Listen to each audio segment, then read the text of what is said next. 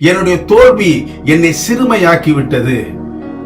என்னுடைய அவமானம் தலை தூக்க முடியாமல் என்னை ஆக்கிவிட்டது என்று உங்களை நீங்களே வதக்கி கொண்டிருக்கிறீர்களா? எனக்கு பிரியமானவர்களே, இந்த நாளின் வாக்குத்தத்தம், இந்த நாளின் வசனம் உங்களுக்கென்றே தேவன் வடிவமைத்து கொடுத்ததற்காக நான் கர்த்தரை ஸ்தோத்தரிக்கிறேன். கர்த்தராகிய இயேசு கிறிஸ்துவினுடைய கிருபை உங்கள் ஒவ்வொருவரும் கூட இருப்பதாக. ஆண்டவர் அற்புதமாக கடந்த மாதம் முழுவதும் நம்மை காப்பாற்றி இந்த அற்புதமான ஒரு புதிய மாதத்தை தேவன் நமக்கு சித்தம் வைத்து திட்டம் வைத்து அதற்குரிய எல்லா ஆசீர்வாதங்களை வைத்து நமக்கு முதல் நாளை காண செய்திருக்கிறார். ஒருவேளை கடந்த மாதம் பலவிதமான கசப்பான அனுபவங்களால், பலவிதமான ஏமாற்றங்களினால் காத்திருந்து கடைசியில் ஒன்றும் இல்லை என்று கைவிரித்த கோலத்தில் எத்தனையோ உங்களுடைய நேசகர்கள், உங்களுடைய நண்பர்கள், ஏன் உங்களுடைய குடும்பத்தினரே உங்களுக்கு உதவி செய்யாமல் கை கழுவி விட்டு கடந்து போய் விட்டார்களா? நீங்கள் தனிமரமாக நிற்கிறேன் என்று நீங்கள் எண்ணிக்கொண்டிருக்கிறீர்களா? அல்லது என்னுடைய தோல்வி என்னை சிறுமையாக்கி விட்டது, என்னுடைய அவமானம் தலை தூக்க முடியாமல் என்னை ஆக்கிவிட்டது என்று உங்களை நீங்களே வதக்கி கொண்டிருக்கிறீர்களா? எனக்கு பிரியமானவர்களே, இந்த நாளின் வாக்குத்தத்தம், இந்த நாளின் வசனம் உங்களுக்கென்றே தேவன் வடிவமைத்து கொடுத்ததற்காக நான் கர்த்தரை ஸ்தோத்தரிக்கிறேன். ஏசாயாவின் புத்தகம் 41வது அதிகாரம் 14வது வசனத்தை இந்த மாதத்தினுடைய வாக்குத்தத்தம் வசனமாக நான் வாசிக்க விரும்புகிறேன். யாக்கோபு என்னும் பூச்சியே, இஸ்ரவேலின் சிறு கூட்டமே, பயப்படாதே, நான் உனக்கு துணை நிற்கிறேன் என்று கர்த்தரும் இஸ்ரவேலின் பரிசுத்தருமாகிய உன் மீட்பர் சொல்லுகிறார்.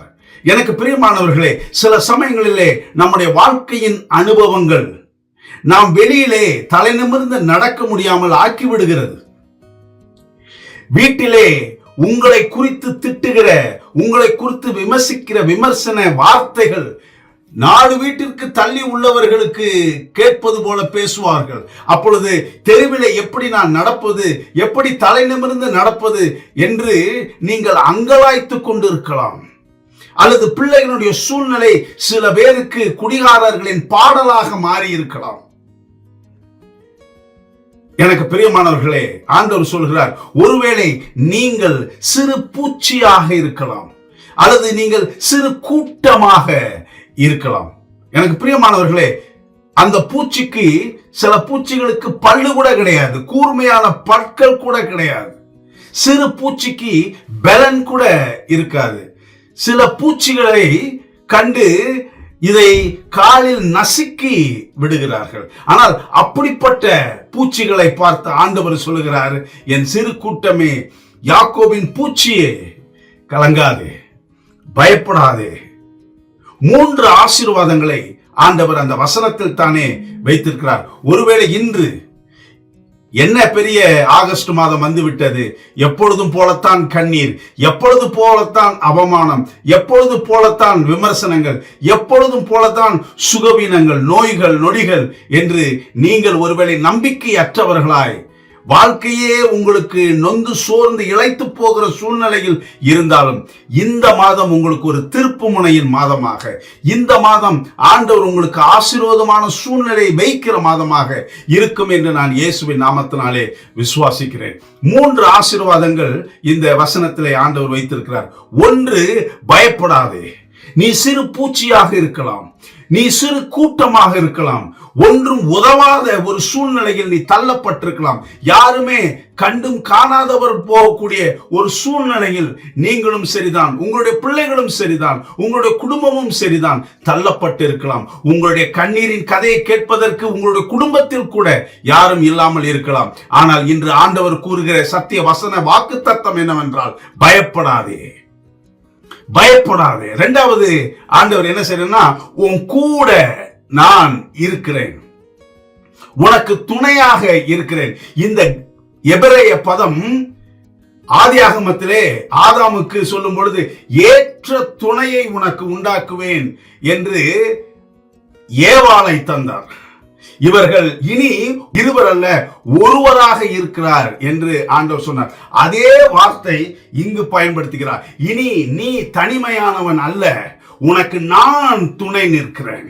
பயப்படாதே, கலங்காதே, திகையாதே. நான் உன் தேவன்.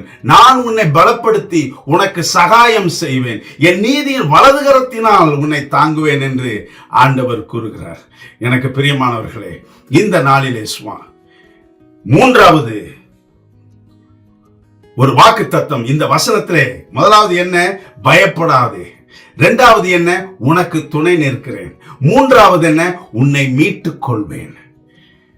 என் அருமை சகோதர சகோதரிகளே, ஆகஸ்ட் மாதம் சில சமயங்களிலே கடந்த வருடம் கூட உங்களுக்கு தோல்வியில் கடந்து போயிருக்கலாம், வேதனையில் கடந்து போயிருக்கலாம்.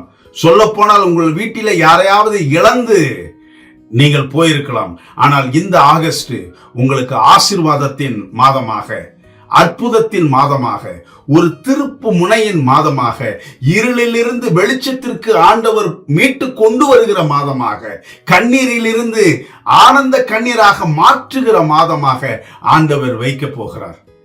கலங்காதிருங்கள். அமெரிக்காவிலே பென்டகன் என்ற ஒரு பாதுகாப்பு இடம், அமெரிக்காவினுடைய முழு பாதுகாப்பையும் தன்னடக்கி வைத்திருக்கிற அந்த அலுவலகம், அதற்கு பெயர் பென்டகன் என்று. அந்த பென்டகனிலே 17,500 அறைகள் இருக்கிறது. 17,500 அறைகள். அதை சாதாரணமாக யாரும் ஊடுருவி விட முடியாது. யாரும் மேலிருந்து உள்ளே குதித்து விடவும் முடியாது. எந்த கதவை உடைத்துவிட்டு வரவும் முடியாது. 17,500 வல்லமையும் பராக்கிரமம் நிறைந்த கதவுகள் கொண்ட அறை. ஆனால் அந்த 17,500 கதவுகளையும் திறப்பதற்கு ஒரு சிறு சாவியைத்தான் அவர்கள் பயன்படுத்துகிறார்கள். 17,500 அறைகள் என்ற உடனே 17,500 சாவிகள் இருக்கும் என்று நாம் தவறாக கணக்கிட கூடாது. ஒரு சிறு சாவிதான் அத்தனை அறைகளையும் திறந்துவிடும். ஆண்டவர் சொல்லுகிறார், யாக்கோபு என்னும் சிறு பூச்சியே, நீ ஒருவேளை அந்த சிறு சாவியை போல இருக்கலாம், ஆனால் வானத்தின் பலகணிகளை திறக்கும் அதிகாரமும் வல்லமையும் உங்கள் கையில் இருக்கிறது. பரலோகத்தின் ஆசீர்வாதத்தை பூமிக்கு கொண்டு வருவதற்கான ஜப வல்லமை உங்களிடத்திலே இருக்கிறது. ஒருவேளை நீங்கள் சிறு கூட்டமாக உங்களுடைய குடும்பம் இருக்கலாம், யாரும் அசட்டை செய்யக்கூடிய சூழ்நிலையில் உங்கள் குடும்பம் இருக்கலாம். ஆனால் அந்த பரலோகத்தின் தேவனையே, அந்த பரிசுத்த ஆவியானவரையே பூமிக்கு கொண்டு வந்து உங்களுடைய வீட்டிலே எஜமானனாக வைத்துக் கொள்ளும் வல்லமை உங்களுக்கு இருக்கிறது. ஜபம் உங்களிடத்தில் இருக்கிறது. பயப்படாதிருங்கள், கலங்காதிருங்கள். நமக்கு துணையாய் இருக்கிற இயேசு உங்களோடு இருக்கிறார். அவர் நம்மை மீட்பார் என்று ஆண்டவர் நமக்கு வாக்குறுதி கொடுத்திருக்கிறார்.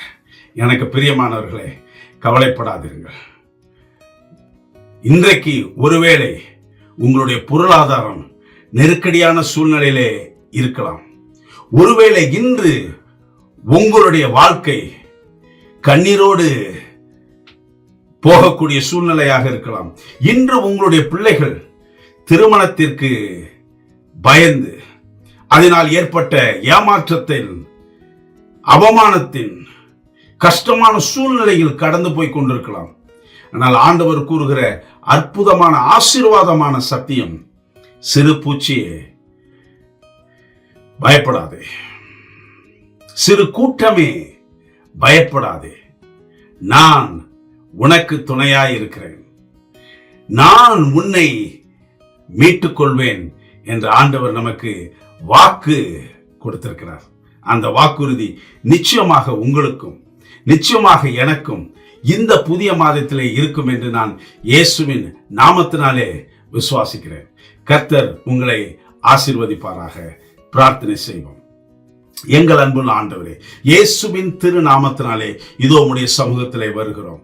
எத்தனை பேர் கண்ணீரோடு ஆண்டவரே இந்த வானொலியை திறந்து ஒரு செய்தியை ஆரம்ப நாளிலே கேட்க வேண்டும் என்று வந்திருக்கிறார்கள். அவர்கள் நிச்சயமாக ஏமாந்து போய்விடக் கூடாது. அவர்கள் அந்த சுகவீனத்திலே மரித்து விடக் கூடாது.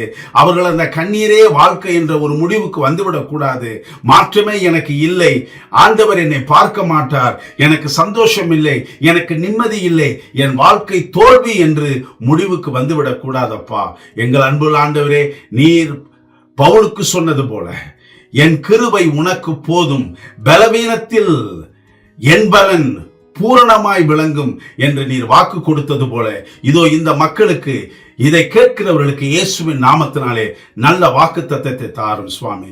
நாங்கள் சிறு பூச்சிகள் தான் ஆண்டவரே, நாங்கள் சிறு கூட்டம் தான் ஆண்டவரே, ஆனாலும் பயப்படாதே என்று நீ சொல்லுகிறதற்காக உம்மை ஸ்தோத்திரிக்கிறோம். கலங்காதே என்று சொல்லுகிறதற்காக உம்மை ஸ்தோத்திரிக்கிறோம். நான் உனக்கு துணை நிற்கிறேன் என்று சொல்லுகிறதற்காக உமக்கு ஸ்தோத்திரம். இனி யார் இல்லை என்றாலும், இருக்கிறது என்றாலும், இனி யார் கைவிட்டாலும் கைவிடாவிட்டாலும் எங்கள் தேவன் இருக்கிறீர் என்ற வாக்கு தத்தத்திற்காக உம்மை ஸ்தோத்திரிக்கிறோம். எங்களை கைவிட மாட்டீர் என்ற நம்பிக்கை எங்களுக்கு தருகிறதற்காக உமக்கு ஸ்தோத்திரம். எங்கள் அன்புள்ள ஆண்டவரே, எத்தனை கதவுகள் அடைக்கப்பட்டாலும், எத்தனை கதவுகள், நம்பிக்கை என்கிற கதவுகள் அடைக்கப்பட்டாலும், என் ஆண்டவர் வருவாரானால், என் ஆண்டவர் இருக்கிறபடினாலே, எங்கள் அன்புள்ள ஆண்டவரே, எங்களுடைய வாழ்க்கை முழுவதும் நம்பிக்கையாக, ஆசீர்வாதமாக, அதிசயங்களை பார்க்கிற மாதமாக இந்த மாதம் இருக்கும் என்று நாங்கள் விசுவாசிக்கிறோம், ஸ்தோத்திரிக்கிறோம். காரணம், எங்களை மீட்கிறவர் நீர், எங்களை ரட்சிக்கிறவர் நீர், எங்களை காப்பாற்றுகிறவர் நீர், எங்களுக்கு நீர் உம்முடைய திருக்கரத்தினாலே தொட்டு சுகப்படுத்துகிறவர் நீர், எங்களுடைய பிள்ளைகளுக்கு ஆண்டவரை நிவாரணத்தை தருகிறவர் நீர், எல்லா ஆசீர்வாதங்களை தருகிறவர் நீர். ஸ்தோத்திரம் ஐயா, உமக்கே நன்றி. இயேசுவின் நாமத்தில் ஜெபிக்கிறோம் எங்கள் ஜீவனுள்ள பிதாவே. ஆமென், ஆமென். கர்த்தர் உங்களை ஆசீர்வதிப்பாராக. நாம் மீண்டும் சந்திப்போம்.